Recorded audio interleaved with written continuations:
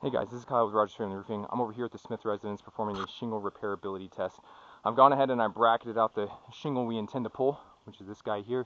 I've also gone ahead and numbered all the appliques, yes, including this little guy. There is technical documentation from shingle manufacturers that even this little guy is there on purpose. He is not a useless little dragon tooth, but labeled all of the appliques because in order to get this shingle out, we have to free this shingle, and we have to free the two shingles above it. In order to get this thing pulled. We're going to treat this area over here as our control area. We're not going to do any touching manipulation on this, and as you can see, all of these shingles are held firmly in place. The biggest concern I have with doing a repair on this one is actually we can see some of this debris here.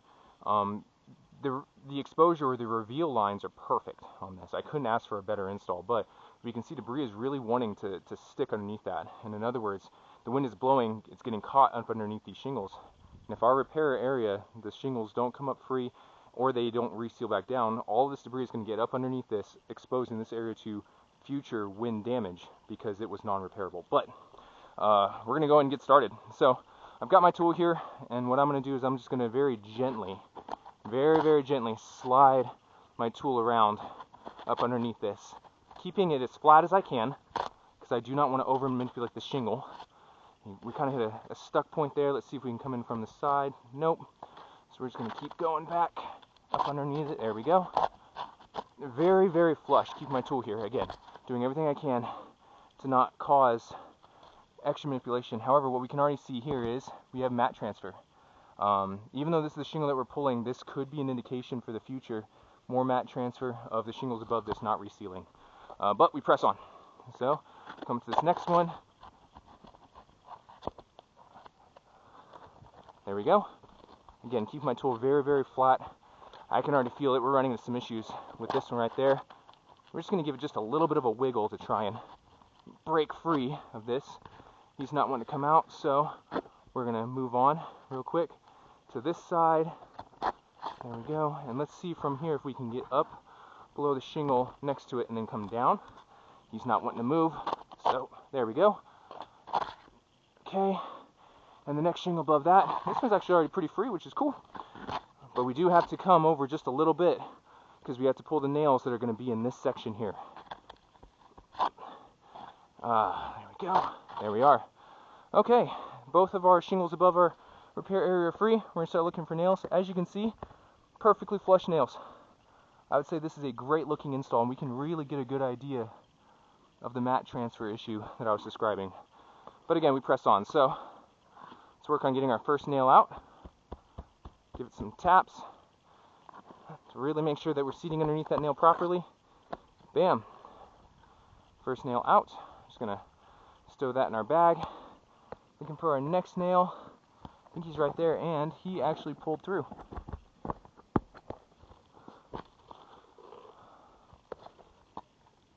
So that's a poor indicator. Okay. Here's our next nail. He's within the nailing zone line. Let's see if we can... And he tore through.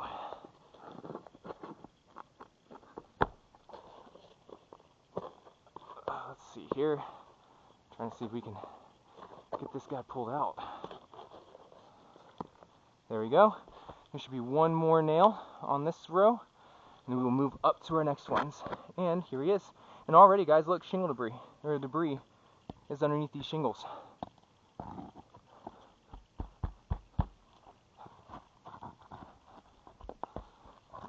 And we got this one out. No worries. Okay. There we go. First course of nails out. Moving up to our next row. We don't need to pull that one. There's debris underneath these shingles already. And this one is actually, we're going to call this for what it is. This one is actually already torn through. And so this is not damage caused by anything.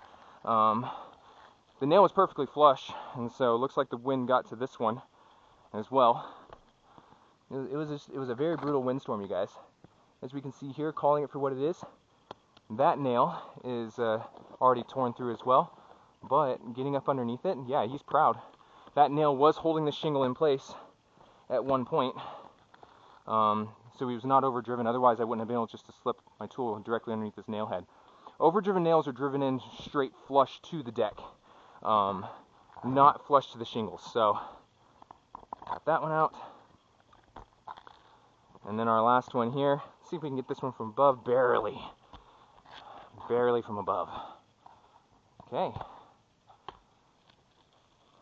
There we go. Got all of our nails. Until I drop one. We'll just drop those in the bag here. Let's go ahead and put our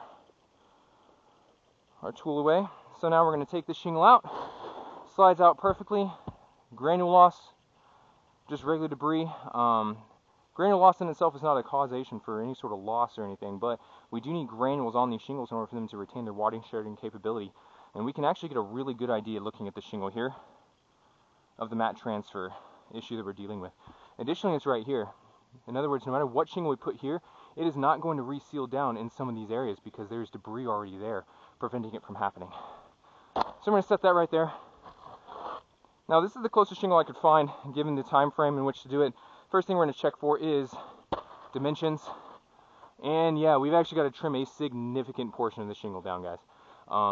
Trimming shingles is not actually permitted in the field.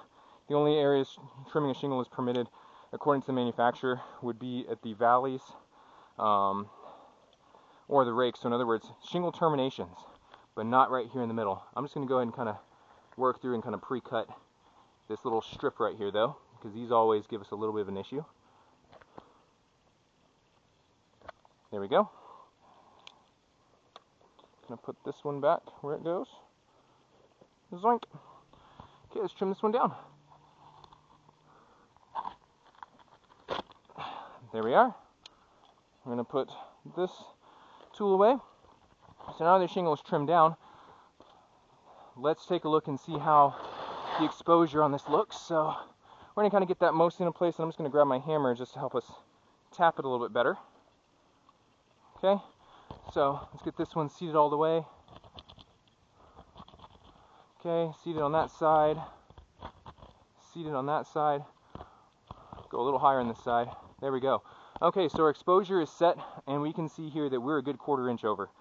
This actually starts to run into the 2018 IRC compatibility of materials issue that states materials must be compatible with each other according to manufacturer guidelines and specifications.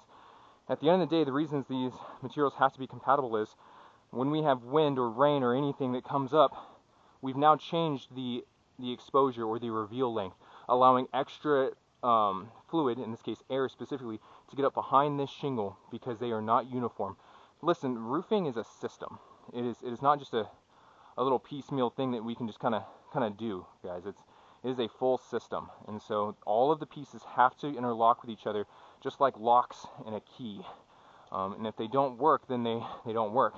Yeah, you can kind of like jerry-rig it however you want to force it, but it doesn't mean that's actually the way it's supposed to go. So, but we move on. So I'm going to start by getting this nail driven in here.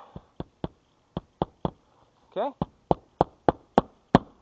There we go. First nail in. Let's get another one.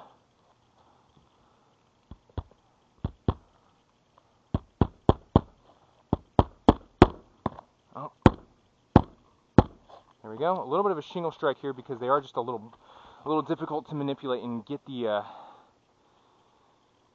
angle right. And again, guys, I'm being very, very careful. I'm not trying to over manipulate these shingles to force it to crease and cause damages, right? But that being said, a typical installer will not be this careful with these shingles. They're trying to move on to the next one and the next one as quick as they can. But we press on. Okay, there we go. Just enough for me to clear the path of my hammer.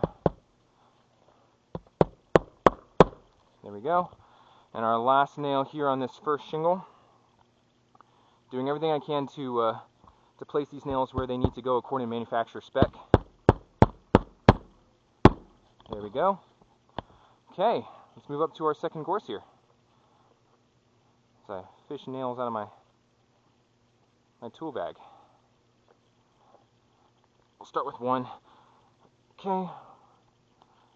So we did have some mat transfer on this guy right here. You can see that. I'm actually going to locate this nail just a little bit over in order to hopefully get some sort of resealing going back on. And guys, look, I am trying so hard to get this shingle lifted up just so I can swing my hammer.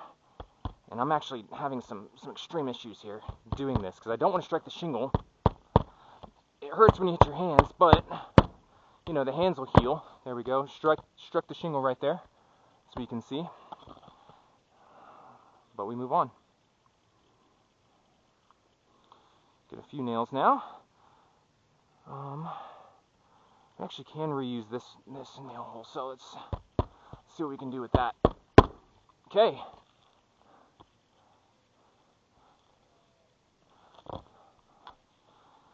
Oh, come on, baby. We can't reuse this one because this nail already tore through. Again, that was like that when we started this one, just to call it out and be fair for what it is. So I need to use a different one. The other issue we're running into with this as well is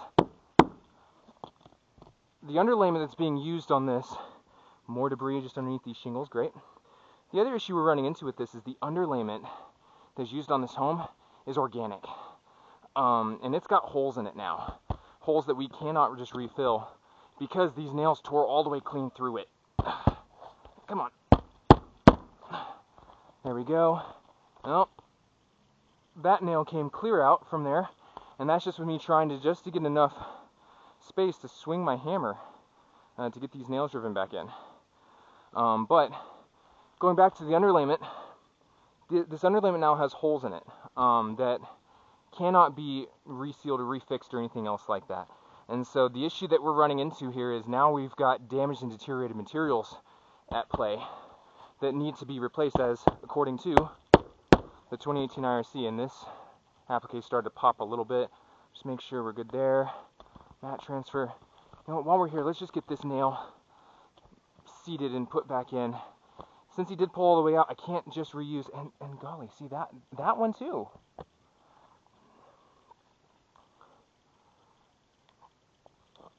Okay. Ow. Okay, let's see if we can get this one out. I gotta get my other tool out for that.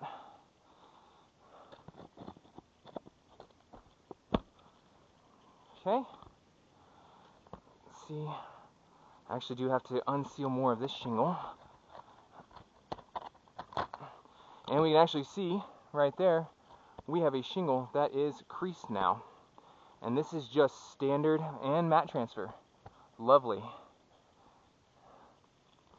This is just standard trying to get these shingles put back in and put back down, guys.